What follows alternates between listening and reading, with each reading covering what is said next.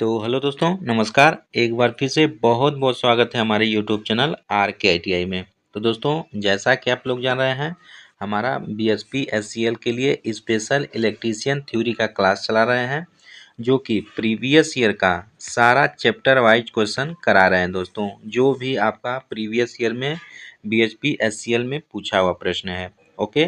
तो हमारा लगभग 3 चैप्टर का क्लास हो चुका है। तो आप लोग नहीं देखे हैं तो प्लेलिस्ट में जाके जरूर देख लीजिएगा, वीडियो सेक्शन में जाके। आज हम इस वीडियो में देखेंगे जनरेशन ऑफ इलेक्ट्रिकल पावर का प्रैक्टिस सेशन 1 देखेंगे, ओके। तो दोस्तों, यह भी आपका BSP SCL के लिए बहुत ही इम्पोर्टेंट क्वेश्चन होने वाला है, क्योंकि जो जनरेशन ऑफ इलेक्ट्रिकल पावर है, इससे भर भर के क्वेश्चन आपके एग्जाम में आते रहते हैं, ओके। तो चैनल से नहीं जुड़े हैं तो सब्सक्राइब कर लीजिएगा और अपने सारे मित्र फ्रेंड सर्कल में फॉरवर्ड कर दीजिएगा, ओके। तो चलिए फिर देर न करते हुए वीडियो को स्टार्ट कर लेते हैं। देखिए, क्वेश्चन इसमें पहला बोल रहा है कि निम्न में से कौन से पावर प्लांट में यूरेनियम, थोरियम और प्लूटोनियम जैसे ईंधन का उपयोग करते हैं। तो देखिए दोस्तों, जो पावर प्लांट होता है बेसिकली हम जानते हैं, एक होता है थर्मल पावर प्लांट। तो थर्मल पावर प्लांट में कोयले का प्रयोग करते हैं। एक होता है हाइड्रो पावर प्लांट, ठीक है। तो हाइड्रो पावर प्लांट में हम जल का प्रयोग करते हैं। और एक होता है डीजल पावर प्लांट। तो डीजल पावर प्लांट में डीजल तेल का प्रयोग करते हैं। और एक होता है न्यूक्लियर पावर प्लांट, जिसे हम बोलते हैं हिंदी में परमाणु ऊर्जा संयंत्र। तो उसमें क्या करते हैं हम, यूरेनियम 235 का, थोरियम का, प्लूटोनियम का ईंधन का प्रयोग करते हैं, ओके। तो याद रखेंगे, इस पर का राइट आंसर ऑप्शन डी बिल्कुल सही हो जाएगा। यूरेनियम, थोरियम और प्लूटोनियम जैसे ईंधन का उपयोग परमाणु ऊर्जा संयंत्र में करते हैं, ओके। तो इस पर का राइट आंसर ऑप्शन डी सही हो जाएगा। दोस्तों, आपका जो परमाणु ऊर्जा संयंत्र है, यह कन्वेंशियल एनर्जी सोर्सेस में आता है, ठीक है। ऊर्जा का परंपरागत सोर्स के अंतर्गत आता है। इसको भी आप याद रखेंगे, ठीक है। इसका राइट आंसर ऑप्शन डी हो जाएगा। अगला प्रश्न है, परमाणु ऊर्जा की विद्युत इकाई क्या है। बहुत इंपॉर्टेंट प्रश्न है दोस्तों। परमाणु ऊर्जा की जो विद्युत इकाई होती है, याद रखेंगे, MeV में होती है, ओके। तो इसका राइट आंसर ऑप्शन बी हो जाएगा, MEV। MEV में इसका जो होती है विद्युत ऊर्जा की इकाई होती है। तो इसका राइट आंसर ऑप्शन बी सही हो जाएगा। अगला प्रश्न है, निम्न ऊर्जा संयंत्रों में से किस में ईंधन परिवहन की लागत व्यवहार में शून्य होती है। दोस्तों देखिए, ईंधन की लागत, ईंधन कोई भी हम अपना पावर प्लांट चलाते हैं तो उसमें ईंधन जिसमें लगता है तो वो तो कास्ट बहुत ज़्यादा हो जाता है। लेकिन ऐसा संयंत्र कौन सा है जिसमें ईंधन शून्य लगता है, बिल्कुल नहीं लगता है। तो वैसा जो संयंत्र होता है दोस्तों, जल विद्युत संयंत्र होता है, याद रखेंगे। इस पर का राइट आंसर ऑप्शन डी हो जाएगा। प्रीवियस ईयर के एग्जाम में, बिहार PCL के एग्जाम में पूछा हुआ प्रश्न है, ओके। तो इसका राइट आंसर ऑप्शन डी हो जाएगा। लेकिन दोस्तों, बताना चाहेंगे, जो आपका हाइड्रो पावर प्लांट होता है, इसका जो इनिशियल कास्ट होता है, यानी प्रारंभिक जो लागत होती है, वह सभी प्लांट से ज़्यादा होती है, ठीक है। लेकिन इसका रनिंग कास्ट जीरो होता है, ओके। जो चलन भार होता है, रनिंग कास्ट होता है, वह बिल्कुल जीरो होती है। और दोस्तों, इसकी इफ़िशियंसी की बात करें तो लगभग 85% इफ़िशियंसी होती है। वहीं आपका ताप शक्ति संयंत्र का 25 से 35% होती है और परमाणु का 35 से 40% होती है, ओके। याद रखेंगे। तो इसका राइट आंसर ऑप्शन डी सही हो जाएगा। अगला प्रश्न है दोस्तों, थर्मल पावर प्लांट में इकोनोमाइजर की मुख्य भूमिका क्या होती है। बहुत इंपॉर्टेंट प्रश्न है दोस्तों। इकोनोमाइजर के बारे में हर एक एग्जाम में आपसे पूछता रहता है। तो याद रखेंगे, जो इकोनोमाइजर होता है, इसका जो मुख्य भूमिका होता है, तो फ्लू गैसों से गर्मी निकालना और बॉयलर फीड पानी को प्री हीट करना। दोस्तों, जब हम सुपर हीटर से आगे बढ़ाते हैं तो वह टरबाइन पे जाता है। तो सुपर हीटर के ऊपर जो प्री हीटर लगा रहता है, तो वो क्या काम करता है कि कुछ हीट को वह अपने तरफ एब्जॉर्ब करके जो पानी होता है उसको प्री हीट करता है, ठीक है। तो इसका जो राइट आंसर हो जाएगा ऑप्शन सी हो जाएगा। यानी जो इकोनोमाइजर होता है तो फ्लू गैसों से गर्मी निकालता है और बॉयलर फीड पानी को प्री हीट करता है, ठीक है। तो इसका राइट आंसर ऑप्शन सी हो जाएगा। अगला प्रश्न है, थर्मल पावर प्लांट में ईंधन ऊर्जा का कितना प्रतिशत वास्तव में विद्युत ऊर्जा में परिवर्तित होता है? यह भी बहुत इंपॉर्टेंट प्रश्न है दोस्तों। जो भी हम थर्मल पावर प्लांट में कोयले झोंकते हैं, ईंधन लगाते हैं, तो उसका कितना प्रतिशत वास्तव में विद्युत ऊर्जा में कन्वर्ट होता है, ठीक है। तो चार ऑप्शन दिया है, 56%, 65 दिया है, 35 दिया है, 25 दिया है। तो इसका जो राइट आंसर हो जाएगा ऑप्शन सी सही हो जाएगा। यानी 35% जो भाग होता है, 35% यानी 100% अगर हम ईंधन देते हैं तो उसमें केवल 35% इफिशियंसी हमें विद्युत ऊर्जा के रूप में मिलती है थर्मल पावर प्लांट से, ठीक है। तो इसका राइट आंसर ऑप्शन सी सही हो जाएगा। अगला प्रश्न है, गैस टरबाइन पावर प्लांट आमतौर पर किसकी पूर्ति के लिए प्रयुक्त किया जाता है? तो यह भी इम्पोर्टेंट प्रश्न है दोस्तों। जो गैस टरबाइन पावर प्लांट होता है आमतौर पर किसकी पूर्ति के लिए प्रयोग किया जाता है? बेस लोड के लिए, पीक लोड के लिए, प्लांट लोड के लिए या इमरजेंसी लोड के लिए? तो दोस्तों इसका जो राइट आंसर हो जाएगा ऑप्शन बी सही हो जाएगा। यानी जो गैस टरबाइन पावर प्लांट होता है वह आमतौर पर पीक लोड के लिए प्रयोग किया जाता है। देखिए, लोड दो प्रकार का होता है, एक बेस लोड होता है और एक पीक लोड होता है। दोस्तों बेस लोड जो रेगुलर लोड नॉर्मल लोड रहता है, लेकिन जो पीक लोड रहता है जब ज़्यादा ज़रूरत पड़ती है लोड की तब पीक लोड होता है, ठीक है। उसी को हम पीक लोड बोलते हैं। जैसे नॉर्मली हमारे घर में शाम 6 बजे से लेके 10 बजे तक पीक लोड रहता है, ठीक है। और उसके बाद 12 बजे से लेके रात्रि 12 बजे से 6 बजे तक उस समय बेस लोड रहता है, नॉर्मल लोड रहता है। तो वहीं पीक लोड और बेस लोड में यही अंतर होता है। तो ये जो गैस टरबाइन पावर प्लांट होता है मेनली पीक लोड के लिए होता है। इसका राइट आंसर ऑप्शन बी सही हो जाएगा।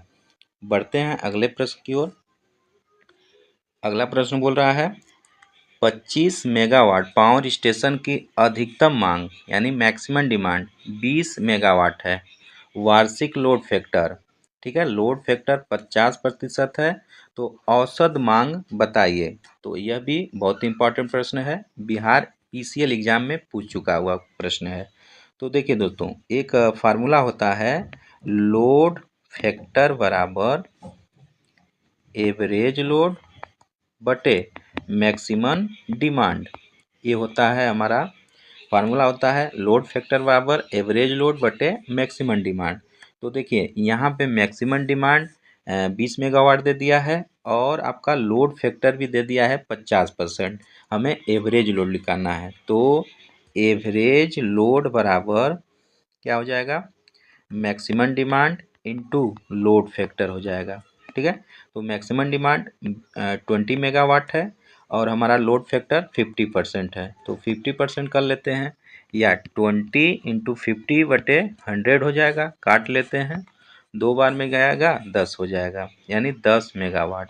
यानी फाइनली हमारे पास जो एवरेज लोड आ जाएगा वह 10 मेगावाट आ जाएगा। तो इस पर इसका राइट आंसर ऑप्शन बी बिल्कुल सही है, सही तो हो जाएगा, सही हो जाएगा, ठीक है दोस्तों। इम्पॉर्टेंट प्रश्न है, एक बार अपने को जरूर आप लगाने का प्रयास करिएगा।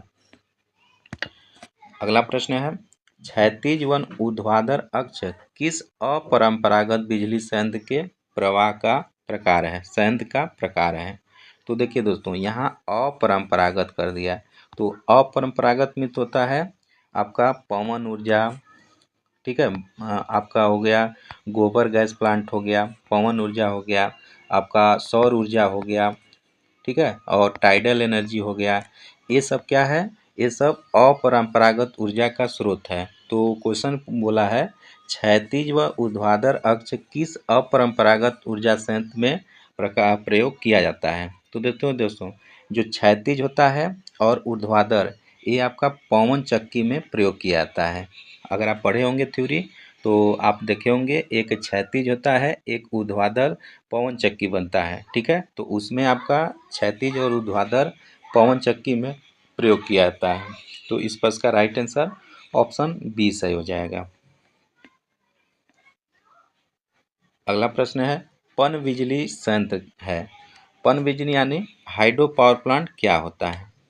ऊर्जा का गैर नवीनीकरण स्रोत, ऊर्जा का पारंपरिक स्रोत, ऊर्जा का गैर पारंपरिक स्रोत या ऊर्जा का निरंतर स्रोत। तो देखिए दोस्तों, जो पनबिजली संयंत्र होती है वह ऊर्जा का पारंपरिक स्रोत होता है। ठीक है, तो इसका जो राइट आंसर हो जाएगा क्या हो जाएगा? ऑप्शन बी बिल्कुल सही हो जाएगा। ऊर्जा का पारंपरिक स्रोत हो जाएगा पनबिजली संयंत्र। देखिए, दो प्रकार का संयंत्र होता है, एक परंपरागत संयंत्र होता है और एक अपरंपरागत संयंत्र होता है।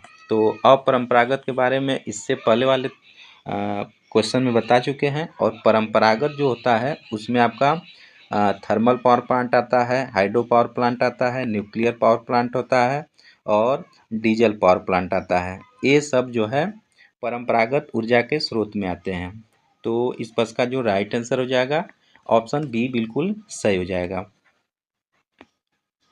अगला प्रश्न है, निम्नलिखित में से कौन सा पनबिजली संयंत्र के साइड चयन के लिए एक आवश्यक नहीं है? ओके, तो देखिए दोस्तों, जो पनबिजली यानी हाइड्रो पावर प्लांट है तो उसके लिए पानी की उपलब्धता होनी चाहिए, बड़े जल संग्रह क्षेत्र यह भी होना चाहिए, पथरीली जमीन यानी पहाड़ी इलाका होना चाहिए ताकि हम डैम बना सकें, लेकिन तल छट नहीं होना चाहिए। ठीक है, तल छट मतलब ये आपका जैसे लेवल में नहीं होना चाहिए।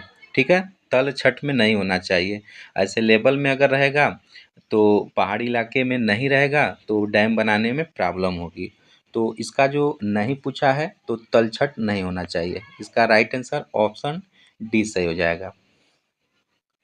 अगला प्रश्न है, एक सोलर पैनल में मॉड्यूल इंगित करता है। यह भी इम्पोर्टेंट प्रश्न है दोस्तों। देखिए, एक सोलर पैनल होता है तो उसमें जो मॉड्यूल होता है वह सोलर सेल की श्रेणी तथा समांतर क्रम व्यवस्था को इंगित करता है। तो इस प्रश्न का राइट आंसर क्या हो जाएगा? ऑप्शन सी बिल्कुल सही हो जाएगा। अगला प्रश्न है, निम्न में से कौन सा क्षेत्र सोलर ऊर्जा संयंत्र के लिए उचित है? ओके, तो निम्न में से कौन सा क्षेत्र सोलर ऊर्जा के लिए संयंत्र के लिए उचित है? तटीय क्षेत्र, गर्म और शुष्क क्षेत्र, पर्वतीय क्षेत्र या उच्च वर्षा क्षेत्र। तो देखिए दोस्तों, जो सौर ऊर्जा होती है बेसिकली यह सोलर पे डिपेंड करती है। यानी जितना गर्मी रहेगा, जितना सूर्य का प्रकाश पड़ेगा सौर पे, उतना ही हमें एनर्जी बना के देगा। ओके, तो इसका जो राइट आंसर हो जाएगा ऑप्शन बी सही हो जाएगा, यानी गर्म और शुष्क क्षेत्र हो जाएगा। ओके, याद रखेंगे। इस पर इसका राइट आंसर ऑप्शन बी सही हो जाएगा। अगला प्रश्न है, निम्नलिखित में से किसका अधिकतम मॉडरेटिंग अनुपात होता है? तो याद रखेंगे दोस्तों, जो अधिकतम मॉडरेटिंग अनुपात होता है यह D2O का होता है। ओके, याद रखेंगे। इसका राइट आंसर ऑप्शन ए सही हो जाएगा। दोस्तों, D2O जो होता है इसका फुल फॉर्म ड्यूटेरियम ऑक्साइड होता है। तो यह प्रयोग भी किया जाता है कहाँ पे? तो याद रखेंगे, जो नाभिकीय ऊर्जा होती है उसमें मंदक के रूप में प्रयोग किया जाता है इसका, DTO का। ठीक है, उसके साथ होता है ग्रेफाइट, इसका भी प्रयोग किया जाता है मंदक के रूप में। और भी होता है बेरिलियम, इसका भी प्रयोग किया जाता है मंदक के रूप में। ठीक है, और दोस्तों आपका उसमें कैडमियम का राड होता है, वह भी प्रयोग किया जाता है कंट्रोल करने के लिए। ठीक है, तो कैडमियम प्रयोग किया जाता है कंट्रोल के लिए और बोरान का प्रयोग किया जाता है। इन दोनों को आप याद रखेंगे, बहुत बार एग्जाम में रिपीट किया हुआ प्रश्न है। ठीक है, तो इसका राइट आंसर ऑप्शन ए सही हो जाएगा। अगला प्रश्न है, जब नियंत्रण रॉड को रिएक्टर में प्रवेश करवाया जाता है तो के का मान हो जाता है। यह भी इम्पोर्टेंट प्रश्न दोस्तों। जब नियंत्रक रॉड को रिएक्टर में प्रवेश कराया जाता है तो के का मान हो जाता है, याद रखेंगे, लेस देन 1 हो जाता है। ठीक है, जब नियंत्रक रॉड को रिएक्टर में प्रवेश कराया जाता है तो के का मान 1 से कम हो जाता है। दोस्तों, नियंत्रण रॉड के रूप में कौन कौन प्रयोग होता है? बोरान और कैडमियम का प्रयोग करते हैं। ओके, याद रखेंगे। तो इसका राइट आंसर ऑप्शन डी सही हो जाएगा। अगला प्रश्न है निम्न में से किस उत्पादन गृह में न्यूनतम परिचालन लागत रहती है।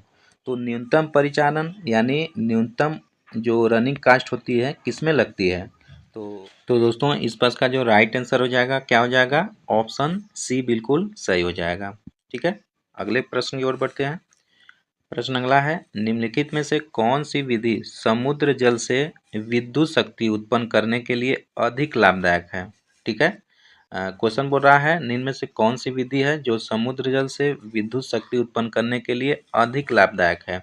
चार ऑप्शन दिया है, तरंग शक्ति, समुद्री धाराएं, ज्वार शक्ति या परमाणु शक्ति। तो देखिए दोस्तों इसका जो राइट आंसर हो जाएगा ऑप्शन सी हो जाएगा। जो समुद्र जल से विद्युत शक्ति उत्पन्न करने के लिए जो लाभदायक होती है वह ज्वार शक्ति होती है, टाइडल पावर होता है। ओके, तो इसका राइट आंसर ऑप्शन सी सही हो जाएगा। दोस्तों जब समुद्र में ज्वार भाटा आता है तो उस समय पानी को स्टोर कर लेते हैं और वहां से हम ज्वार शक्ति से उत्पन्न कर सकते हैं, बिजली उत्पन्न करते हैं। ओके, तो इसका राइट आंसर ऑप्शन सी सही हो जाएगा। अगला प्रश्न है शक्ति संयंत्र में धुएं से होने वाले वायु प्रदूषण को कम करने के लिए स्थापित यंत्र कौन सा है। तो यह भी इम्पोर्टेंट प्रश्न है दोस्तों। जो धुएं से होने वाले वायु प्रदूषण है उसको कम करने के लिए स्थिर वैद्युत निस्सारक का प्रयोग करते हैं, याद रखेंगे। इस पर इसका राइट आंसर ऑप्शन सी सही हो जाएगा। ठीक है, प्रश्न अगला है उस स्थान को क्या कहा जाता है जहां 3 फेज अल्टरनेटर द्वारा उत्पादित विद्युत शक्ति को समांतर में जोड़ा जाता है। ठीक है, तो उस स्थान को क्या कहते हैं जहां 3 फेज अल्टरनेटर द्वारा उत्पादित विद्युत शक्ति को समांतर में जोड़ा जाता है। Distribution station, sub station, generating station या ट्रांसमिशन। तो दोस्तों इसका जो राइट आंसर हो जाएगा ऑप्शन सी हो जाएगा। जो जनरेटिंग स्टेशन होती है वहाँ पे 3 फेज अल्टरनेटर को उत्पादित विद्युत शक्ति को समांतर में जोड़ते हैं। तो इस पर इसका राइट आंसर ऑप्शन सी सही हो जाएगा। प्रश्न अगला है भारत के ऊर्जा संयंत्र में किस इलेक्ट्रिसिटी में मानक वोल्टता का जनन किया जाता है। तो दोस्तों बहुत ईजी प्रश्न है लेकिन बहुत बार रिपीटेड प्रश्न है ये। ठीक है, हमारे इंडिया में जो जनरेटिंग स्टेशन से मेन जनरेट होता है वह 11 kV का होता है। ठीक है, 11 kV को क्या करते हैं स्टेप अप करके ट्रांसफार्मर की मदद से 400 वोल्ट, 132 वोल्ट केवी किलो वोल्ट या 765 किलो वोल्ट में चेंज कर लेते हैं। ओके, तो इस पर का राइट आंसर ऑप्शन डी हो जाएगा। ठीक है, जो जनरेशन उत्पादन वोल्टेज होती है वह 11 kV होती है। अगला प्रश्न है एक हाइड्रो इलेक्ट्रिक पावर स्टेशन में सामान्य तौर पर डैश मिलता है। ठीक है, तो एक हाइड्रो इलेक्ट्रिक पावर स्टेशन कहाँ पे मिलता है सामान्य तौर पे, रेगिस्तान इलाकों में, पहाड़ी इलाकों में, दलदली इलाकों में, घास के मैदान में या निचले इलाकों में। तो देखिए दोस्तों जो हाइड्रो पावर इलेक्ट्रिक स्टेशन होता है वह सामान्यतः पहाड़ी इलाकों में मिलता है। ओके, तो इस पर इसका राइट आंसर ऑप्शन बी सही हो जाएगा।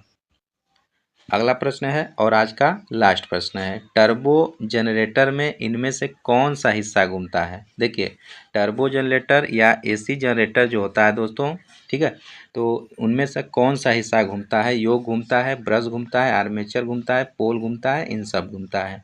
तो देखिए टर्बो अल्टरनेटर में या हमारे अल्टरनेटर में बेसिकली फील्ड वाइंडिंग घूमती है और आर्मेचर स्थिर रहती है। तो फील्ड वाइंडिंग में पोल होता है, ठीक है, जिसमें डीसी सप्लाई हम देते हैं, तो वह प्रायः रोटेट करता है। तो इस पर का राइट आंसर ऑप्शन डी सही हो जाएगा। ओके दोस्तों, तो ये रहा हमारा प्रैक्टिस सेशन 1 जो कि जनरेशन ऑफ इलेक्ट्रिकल पावर से लिया गया था।